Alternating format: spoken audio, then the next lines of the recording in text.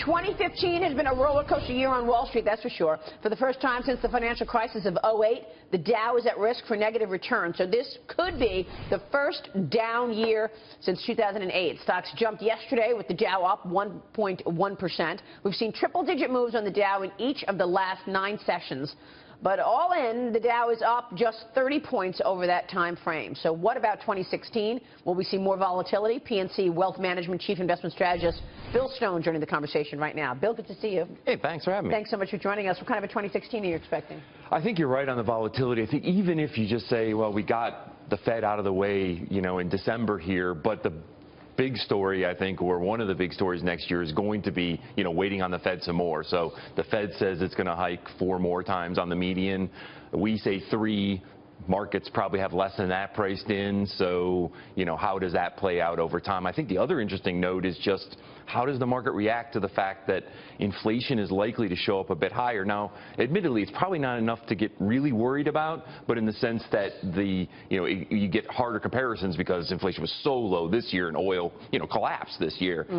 It'll be interesting to see what the bond market does with that when it's not hard to have a 2.25 on the 10-year when you have, close to 0 inflation, but when you have close to 2%, does that get more interesting? So, Bill, I'm in the camp that the rate hike we had a couple of weeks ago really finally closed the book on the Great Recession. So you go back in history, you have a recession as deep as the one we had in '08.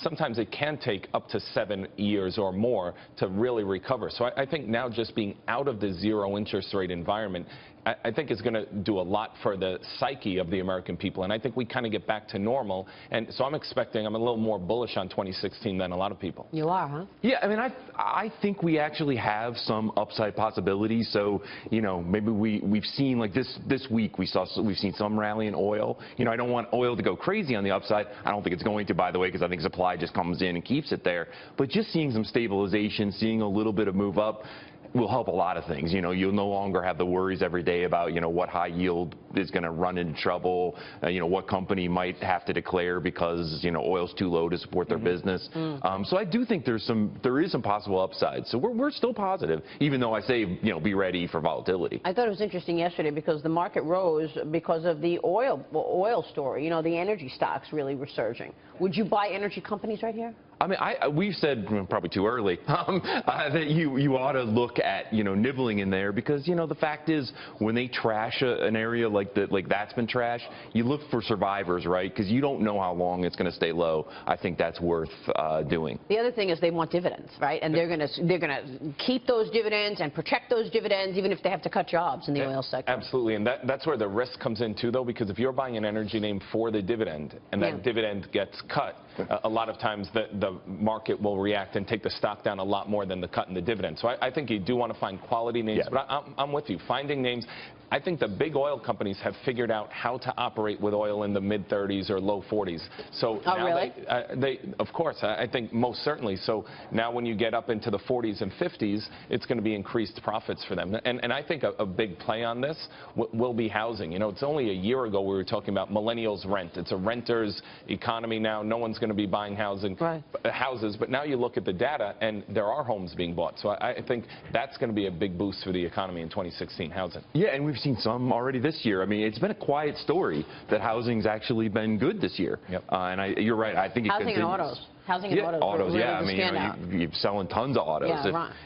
Even if you say other stuff doesn't sell. Well, do you think the higher interest rates are going to affect the home sales next year? I mean, it's obviously a very short increase, but still, I mean, that's a couple of percentage points for consumers. I mean, I don't think it's big enough to matter. I think the other side is maybe it spurns them to actually do something because for so long you go, I don't need to rush out and do anything because, well, rates are just going to sit there. What do I care? Put a fire under people because they think rates are going to go higher. But you're looking for a gradual move from the Fed in 2016. We are. I mean, we're looking for 3 hikes. Like I said, the Fed has in their median 4. I'd say I wouldn't be surprised we may have to change our 3 at some point. It'll be hard to say. And I'll date myself here, Ryan, but my first mortgage was 9.25% interest rate. So, I think a lot of people looking at rates at these levels are going to say, I may never see rates this low again. So time to get up and do something. So I think it could, like to Bill's point, it could spur people to get out there and actually look to buy a home, take out a mortgage, and get long a house. I do wonder what's going to happen to the high-yield market next year, because you had a lot of companies that were funding themselves through the high-yield market, but now that market is going to be closed off for a lot of a lot of companies are starting to see layoffs already occurring at companies that were funding themselves this way. So, I mean, that could have some ripple effects through the economy. I think it's a great point. Everybody's afraid of these credit funds. What do you think, Bill? Yeah, I mean, I would say if there's any place we're looking at maybe opportunities because we don't have any real recommendations in owning high yield at the moment.